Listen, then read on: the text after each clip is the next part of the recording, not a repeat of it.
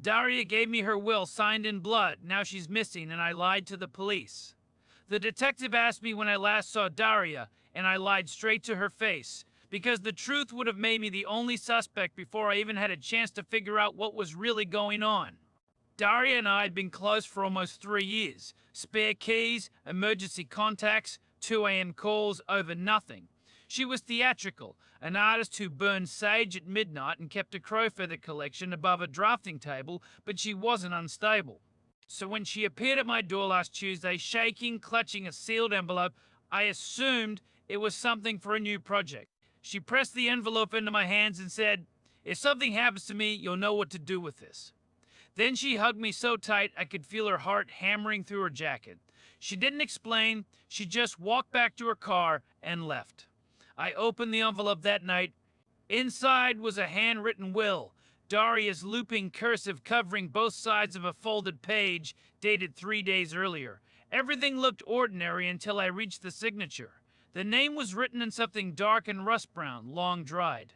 I held it under my kitchen light for a full minute before I let myself think the word blood. I told myself it was performance art. Her last show featured actual crime scene photographs. I convinced myself she was workshopping a concept and buried it in a drawer. 4 days later, her landlord called. Daria hadn't answered her door in 48 hours. Wellness check.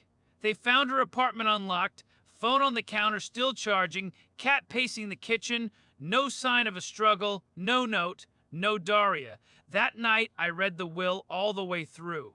She had left me everything, her paintings, her savings account, and a storage unit I had never once heard her mention, in a facility 20 minutes east of the city. But folded inside was a second note I had completely missed. 7 words. Don't let them say it was an accident. I don't know who she meant or what accident she was predicting, but I've been sitting on this for a week, nodding along while the detective calls it a voluntary disappearance, and I have not breathed a word of it to anyone, until now. Last night, I finally drove out to that storage unit, punched in the code she had written on the note, and when the door rolled up and I saw what was inside, I understood exactly why Daria had been terrified. Follow so you don't miss part 2, because what was in that storage unit turns this entire thing upside down.